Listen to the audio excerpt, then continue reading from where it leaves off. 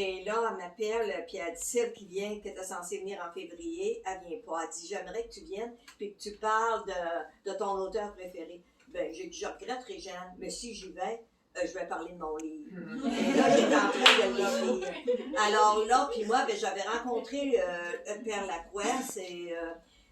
par hasard, j'étais allée à une de ses conférences, puis j'étais allée dans l'intermission lui parler, puis j'avais dit ça, que j'écrivais, parce que mon mari venait de l'Inde, puis lui, il a vécu longtemps en Afrique, ça fait que, il me dit, viens me montrer ça.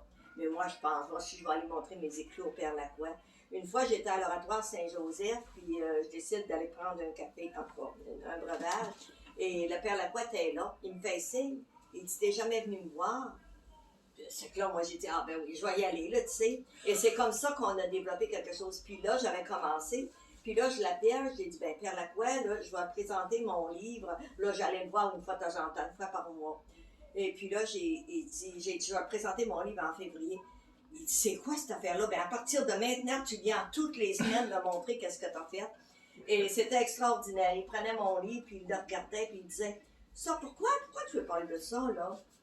C'est quoi cette affaire-là? Il me disait, ben ça c'est important, développe ça, là. Puis on sait bien que quand on est fébrile, quand on écrit un livre, la première fois qu'on n'a jamais fait ça, je dis que j'étais reine du carnaval à 18 ans, j'ai été reine du carnaval du lac Saint-Jean.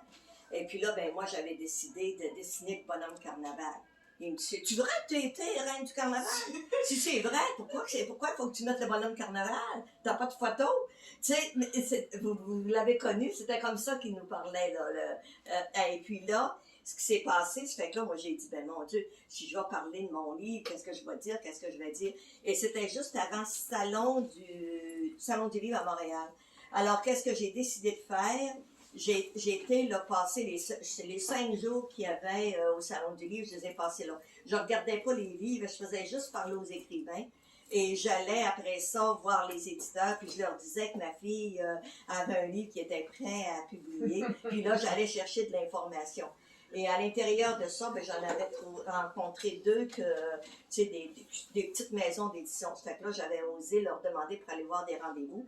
Puis là, ben, j'avais tout écrit, puis j'ai dit, ben, dites-moi ce que je dis, là, si ça a de l'allure ou si c'est...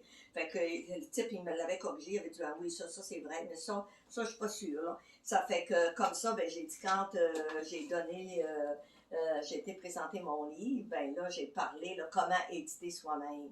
Et... Alors, éditer soi-même, ben c'est ça, c'est vraiment beaucoup de recherche, d'apprendre, mais faut être guidé. Comme mon livre en anglais qui est bilingue, j'ai eu 3 personnes qui l'ont vérifié parce que les nouveaux dictionnaires qui arrivent, c'est quelque chose que ça change beaucoup. Mais c'est une belle expérience à faire, mais souvent, je vais vous dire que moi, mon livre, Au seuil d'une porte, c'est pour ça là, que j'en ai réédité à nouveau. J'en avais passé 1000.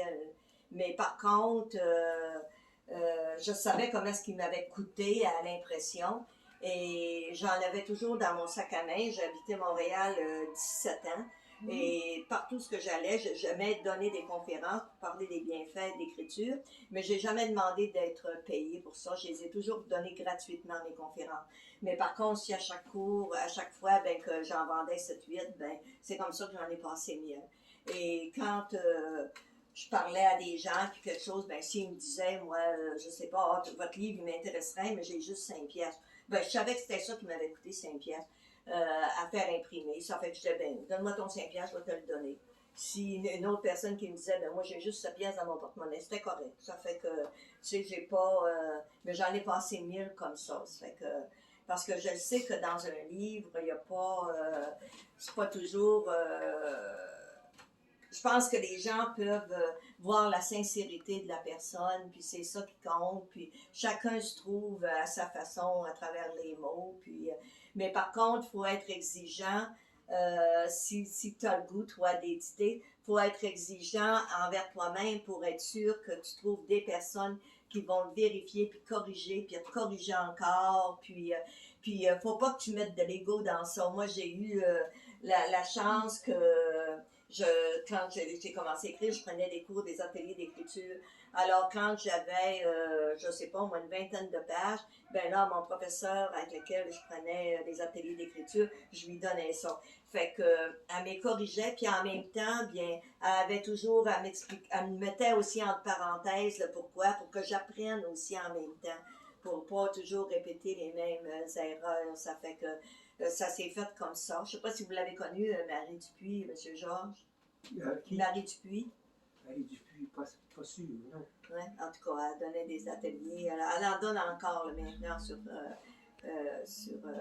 par courriel.